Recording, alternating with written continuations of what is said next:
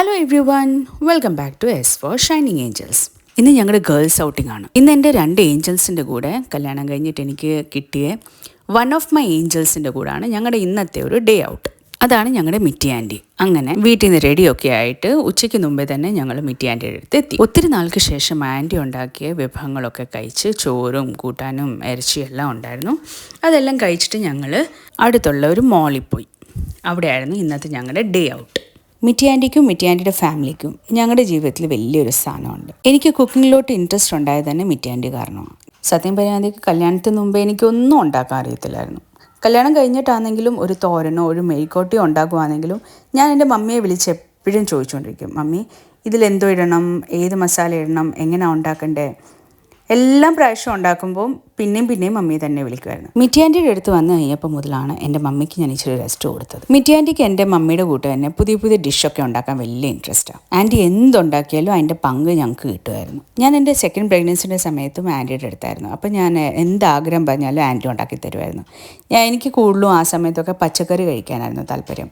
തോരൻ, അവിയൽ, മെഴുക്കോട്ടി അങ്ങനെയൊക്കെയായിരുന്നു എനിക്ക് ഒത്തിരി താല്പര്യമുള്ളത്. ഇപ്പം ഞങ്ങൾ ഇച്ചിരി മാറിയാണ് താമസിക്കുന്നത്. അതുകൊണ്ട് കുഞ്ഞുങ്ങൾക്ക് എപ്പോഴും സ്കൂളിൽ അവധി കിട്ടുന്നോ, ഒരു 10 ദിവസത്തിൻ്റെ ഒക്കെ അവധി കിട്ടിയാൽ ഞങ്ങൾ രാവിലെ ആണെങ്കിൽ അവിടെ പോയിട്ട് വൈകുന്നേരത്തെ തിരിച്ചു വീട്ടിൽ വരത്തേ. എൻ്റെ മമ്മി പറയുന്ന തൊട്ട് ഞാൻ എന്നൊക്കെ അങ്കിൾ ആൻറ്റിയുടെ അടുത്ത് പോകുന്നുണ്ടോ, എനിക്ക് എൻ്റെ സ്വന്തം വീട്ടിലോട്ട് പോകുന്ന കൂട്ടത്തെ ഒരു ഫീലിംഗാണ്. അങ്ങോട്ട് പോകുമ്പോൾ കൈവീശിയായിരിക്കും പോകുന്നത്, പക്ഷെ തിരിച്ചു വരുമ്പം കൈ നിറച്ച സാധനങ്ങൾ കാണും. ഞങ്ങളുടെ ഡിന്നർ വരെ അങ്കിൾ ആൻറ്റി അവിടെ നിന്ന് പാക്ക് ചെയ്തിട്ടാണ് ഞങ്ങൾക്ക് തന്നു വിടുന്നത്. ചെറുപ്പത്തിൽ മമ്മി ഞങ്ങൾക്ക് വേണ്ടി എന്തെങ്കിലും സ്പെഷ്യലായിട്ടോ അല്ലെങ്കിൽ എന്തെങ്കിലും നല്ല ഞങ്ങൾക്ക് ഇഷ്ടമുള്ള എന്തെങ്കിലും ഉണ്ടാക്കുമ്പം അപ്പോൾ ആരെങ്കിലും ഗസ്റ്റ് വരും വീട്ടിലോട്ട്.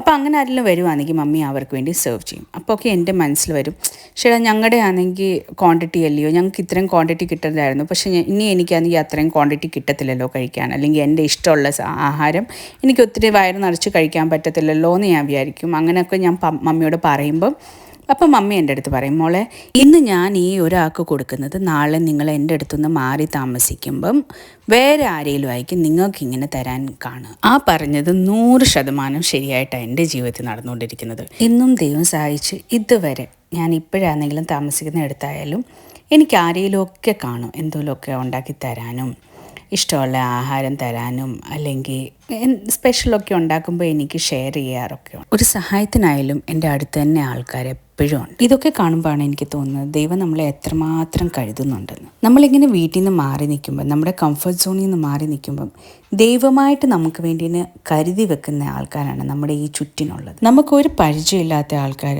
നമുക്കൊരു ബന്ധമില്ലാത്ത ആൾക്കാരായിരിക്കും നമ്മുടെ ജീവിതത്തിൽ വലിയൊരു ഇമ്പോർട്ടൻറ്റ് റോൾ പ്ലേ ചെയ്യുന്നത്. അവരെ പിന്നെ നമ്മുടെ ജീവിതത്തിൽ ഒരിക്കലും മറക്കാൻ ആഗ്രഹിക്കത്തില്ല. അങ്ങനത്തെ ഒരു ഫാമിലിയാണ് ഞങ്ങളുടെ മിറ്റി ആൻറ്റിയുടെ ഫാമിലി. ഞങ്ങളുടെ ഈ ഔട്ടിങ്ങിൻ്റെ മെയിൻ ഉദ്ദേശം തന്നെ കുഞ്ഞുങ്ങളുടെ സന്തോഷമാണ്. അങ്ങനെ കുഞ്ഞുങ്ങളാണെങ്കിൽ റൈഡിലൊക്കെ എൻജോയ് ചെയ്ത് പതിവ് തെറ്റിക്കാതെ മോളിൽ പോയ ice cream മസ്റ്റാണല്ലോ.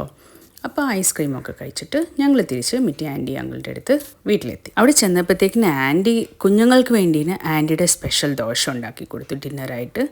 Heart dosa, teddy bear dosa. ഞാൻ ആക്ച്വലി ആദ്യമായിട്ട് ആൻറ്റിയുടെ അടുത്ത് നിന്നാണ് ടെഡി ബിയർ ദോശയൊക്കെ കണ്ടത്. പിന്നെ ഞങ്ങൾക്കുള്ള ഡിന്നർ അങ്കിളും ആൻറ്റിയും പാക്ക് ചെയ്ത് ഞങ്ങൾക്ക് തന്നു വിട്ടായിരുന്നു. അങ്ങനെ ഞങ്ങളുടെ ഈ ദിവസത്തെ ഡേ ഔട്ട് ഞങ്ങൾ ഹാപ്പി ആയിട്ടും എൻജോയ് ചെയ്തു. ഇതുവരെ എൻ്റെ ചാനലിനെ സബ്സ്ക്രൈബ് ചെയ്യാത്ത എല്ലാവരും please do subscribe my channel for more videos. Till then, take care. Bye.